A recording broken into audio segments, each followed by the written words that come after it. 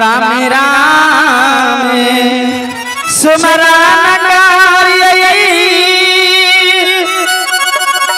राम जी के मुँह भाजिए राम जी होना गई थी नबेरा पर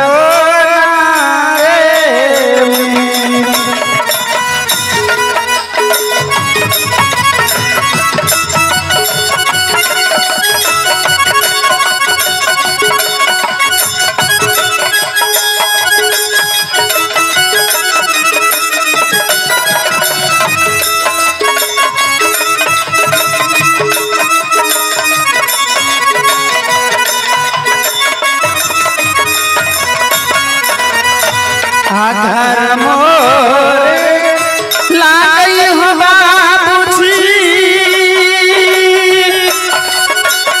आप छुपा गलबा होला गैया घर लाग हो बिजुबा जा गलबो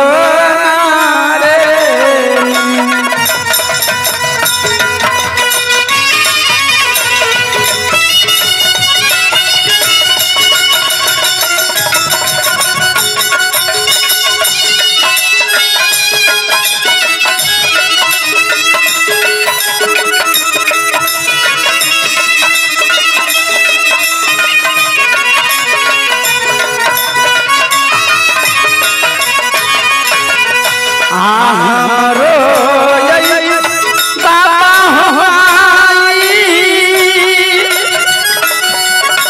आए बच्चा पल में हो हमारी रे मैया बाबा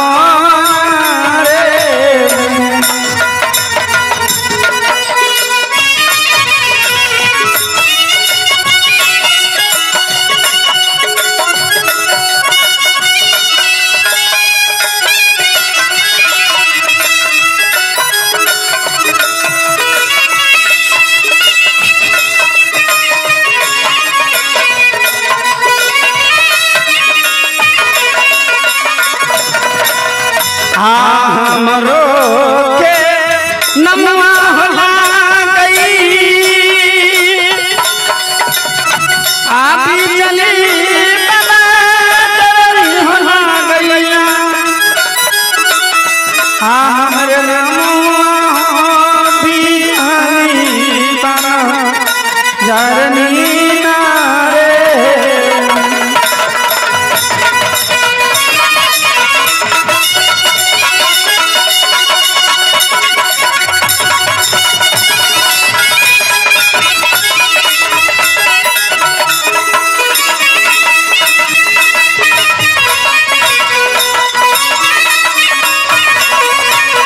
कोई ना सारा बाबूजी हमारे चले कोई ना जी खोलई ना रे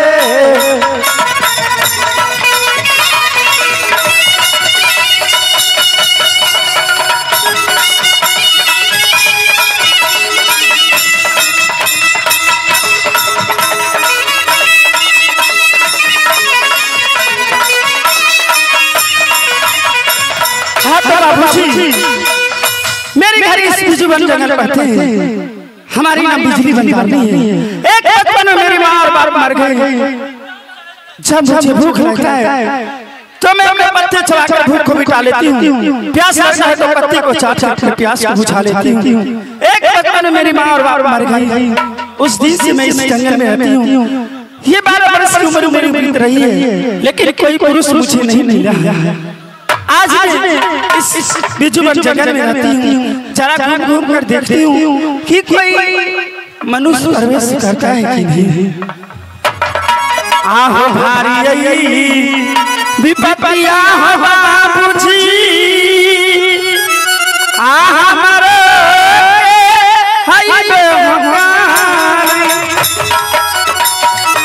काली दे हम छुपन जल से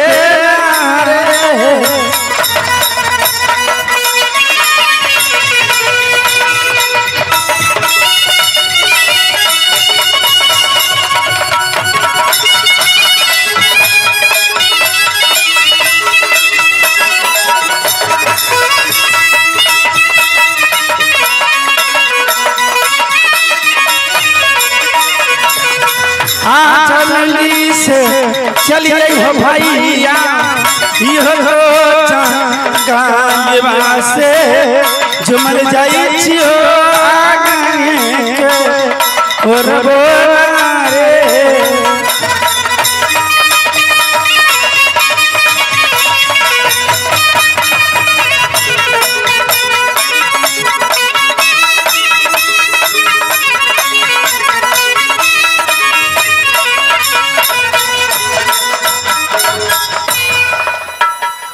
अब मालिक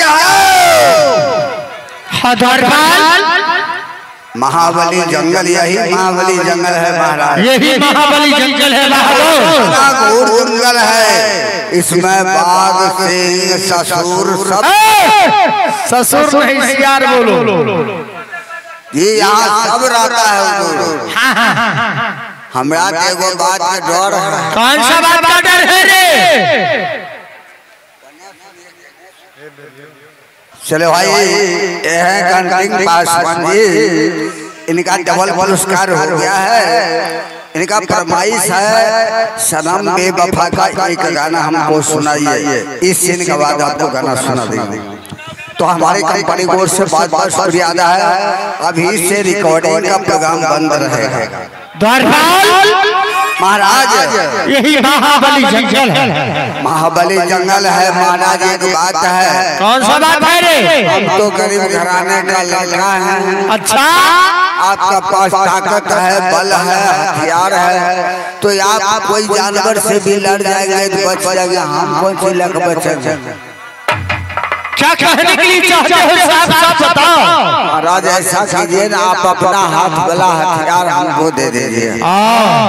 आप ताकत से भी हार लीजिएगा, लेकिन हमको झपट्टा मारेगा उसी में हम चल जाएगा। या जुगाड़ माल बोल रहा है जो या पुलिस से वीर है, भोगड़ा है, या एक ढंगा जानवर से आप लड़ सकते हैं, मगर मैं क्या करूंगा? तो ऐसा करो, ये लो मैं अपने हाथ के हथियार देता हूं। आप देखिए महाराज, आप अंदर जाइए, आपको देख करके जानवर इधर आएगा।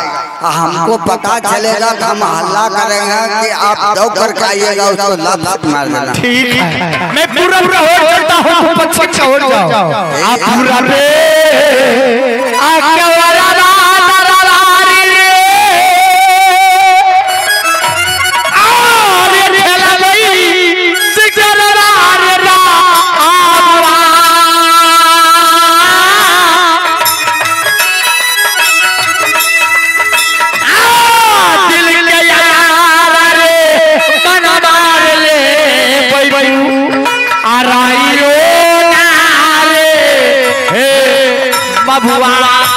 अकेला भाई होती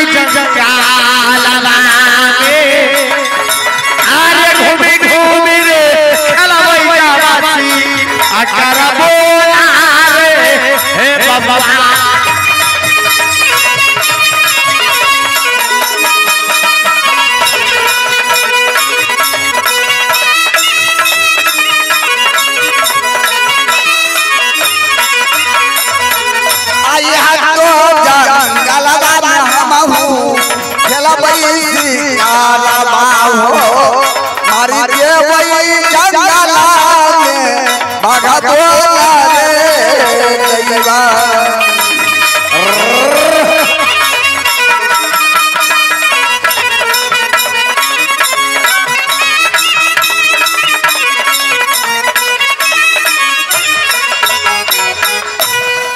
आप हमरा ताकत बढ़ले मालिक वाला ललिए लोल वाला जखनिया आपको को पकड़ैले शिकार मारबै घेट पर नंगरी काट ले मालिक का कह दे मालिक तोरा कालियन ओने जा तो एने की तो वही का महाराज नहीं वो मर गले कई दिन से एकरा दूसरे मन भ गले हमरा वहेल का लकी चले शिकार करे ले तो बने जात मालिक भलाई माथा खराब छ तोरा एहल को मरल तो हमरा लो जंगल में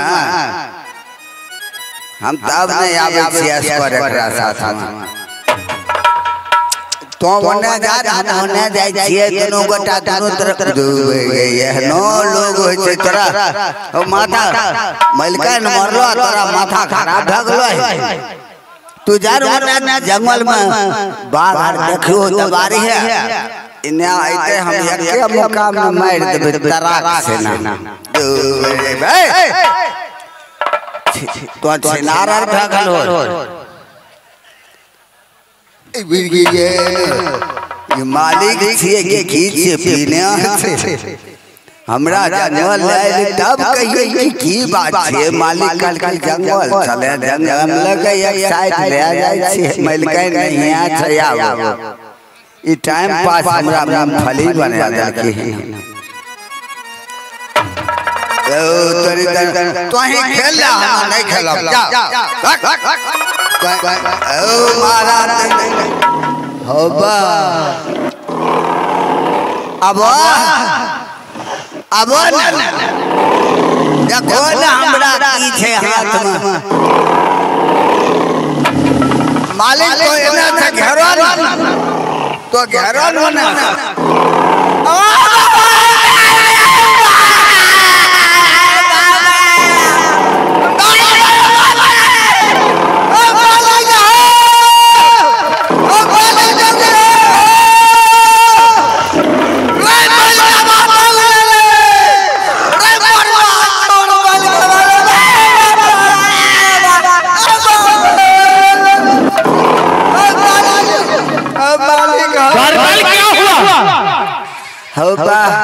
अरे हमरा करे पिछाड़ा अरे आगे हुआ क्या दूर करे पहले करे पिछाड़ा ना अरे चट्टा कहाँ क्या हुआ मुंह हकम गला हम मालिक हमें कहिए तो छो अच्छा अइले हमरा ताने गुजोत जाए का हमरा पीछा में ना करे रहे हमें कहिए मालिक बो मोड़ गेले जन हमरे फुसलावे चट्टा कहाँ हमें कहिए हो मालिक तो मने जा वो हमरा पीछा में हमरे हम कहिए मालिक मजाक करे छे लहर करबै छे कना ताक लिए मालिक खिसका बात छी अच्छा बाप किधर गया है तोरा हाथ देखलो तोरा डरे से कन्ने ने घुसिया गेले चलो चल के देखता हूं चलो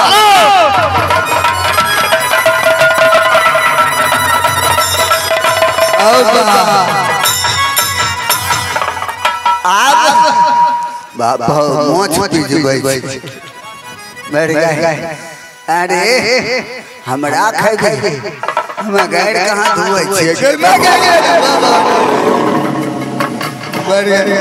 हम पंचुआ करबे न करे छी तइयो खात भी अनहेस ओ बाप मालिक हमरा के से गैर करके खेल दो धरवान लगता है इसको मौत आ चुका मौत ले की करते हम से नहीं तू साइड में बैठ जा अरे तोरा मुते लो कह छै ना मालिक कह हां हमें ठीक छिए अरे देख लही तनिया के काटबो सौसे कटे जेबी अरे बड़गा ओ मालिक बड़गा मर्दान माछी है ना हम छै वर्गा सिनार बाबा याद में से ऐसा बाजा चखाऊंगा ये महाबली जंगल में ये याद करेगा। अरे बाबा आज बाला मार सपन रे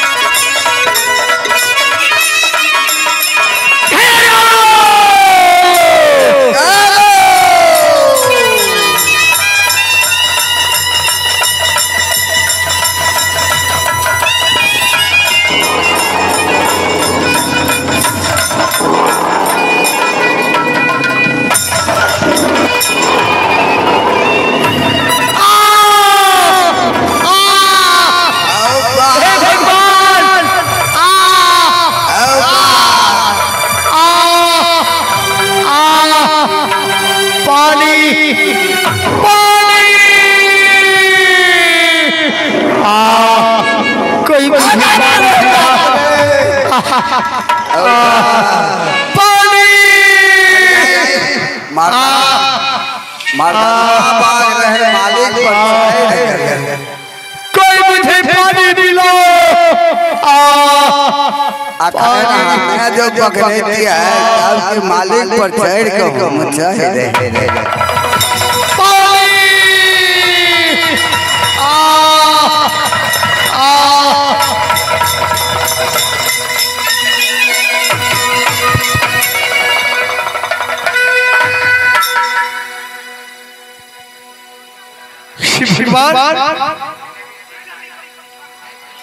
ये बाहुबली जंगल में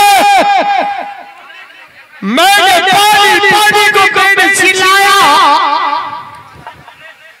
मुझे कौन ऐसा डालू आदमी है जो मुझे पानी पिलाया है मुझे सामने आओ।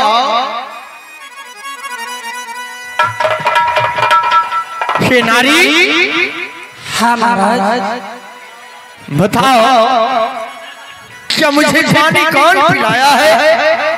मैं नहीं पानी पिलाया थी आपको। इस महाबली जंगल में एक नारी जाता एक घनी घोर जंगल है शेर सियार रहता है क्या तुझे डर नहीं लगता है? नहीं ये तो मेरा घर है। राजा महेंद्र सिंह को पानी पिलाकर कुरान की राजा की हो या जो मांगो या तो जो मांगोगी ये राजा महेंद्र सिंह देने के लिए तैयार है। अच्छा हे महाराज अगर आप मुझे देना चाहते हैं तो मैं ऐसे नहीं मांगूंगी। तब कैसे मांगूंगी? आप मेरे साथ साथ कीजिए उसकी बात मांगूंगी। नारी इसमें सच क्या अब सोचता है? तू ऐसे ही मांगो सोना चांदी जेवरात से मैं तुझे माला माल कर दूंगा। नहीं महाराज मैं ऐसे नहीं मांग सकती हूँ। अगर आपको देना ही है तो आप मेरे साथ साथ कीजिए फिर मैं मांगूंगी। तो ठीक है एक साथ दो साथ अगर तीसरा साथ कहा नहीं माना तो ऐसे नरक निवास। क्या आपने मेरे साथ साथ की है एक साथ दो साथ तीसरा साथ कहना नहीं मानो तो उसको नरक निवास हो। क्यों नहीं नारी? तो राजन सुनिए मैं क्या मांग रही हूँ। क्या मांगती हो? आदियो के दियो राजा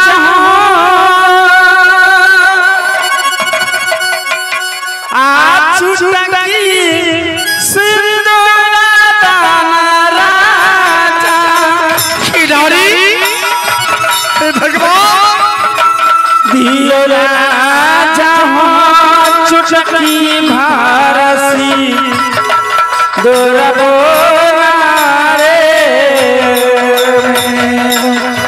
आहे कैसा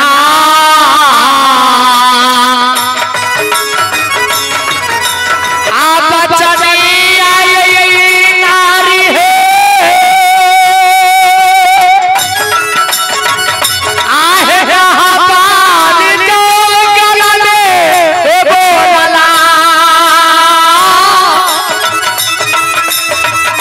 आहे कैसा है चनिया है दे उनाइयो ना है नारी राजा हे नारी क्या तूने याद माया है शिष्य सच राखी सच के बंधन में बांध के और अपने मांग में सिंदूर मांग चुकी हो ये बताओ इस घनी घोर घोर गल में क्या करती हो और तुम्हारी नाम क्या है? महाराज मेरी घर ही बिजू जंगल है और एक बचपन में माँ और बाप मर गए, लेकिन जब मुझे भूख लगते हैं तो मैं पत्ती चबा कर भूख मिटा लेती हूँ। अच्छा पत्ती को चाचा अपने प्यास को बुझा लेती हूँ। इसी जंगल में मेरा घर है। मेरी नाम बिजली बंजारनी है। बिजली बंजारनी है? हाँ ठीक है। क्या मैं चुटकी भर सिंदूर मांगी हूँ तो अचानक आप गिर क्यों महाराज? क्योंकि मेरा भी मेहरानी थी वो हमसे सच करा की कहने लगे पति देव जब मैं मर जाऊंगा तो आप दूसरा शादी नहीं कीजिएगा। देखिए महाराज वो तो मर गए, लेकिन आप क्यों टेंशन ले रहे हैं? अगर मुझसे शादी हो जाएगी तो आप अच्छे रहेंगे। ठीक है, मगर मेरा भी एक शर्त है जो मेरे घर में एक पुत्र और एक पुत्री है, क्या उसे तो क्या माँ का समान दर्जा दोगी ना? क्यों नहीं? देखिए महाराज ऐसा भाग्यशाली होना चाहिए जो जन्मे हुए पुत्र किसी को मिलते हैं। तो ठीक है, अब यहाँ से चलो हमारे साथ माधोपुर शहर। मैं तुझे मांगों में सिंदूर भर के रानी बना के रखूंगा माधोपुर शहर। अच्छा लगे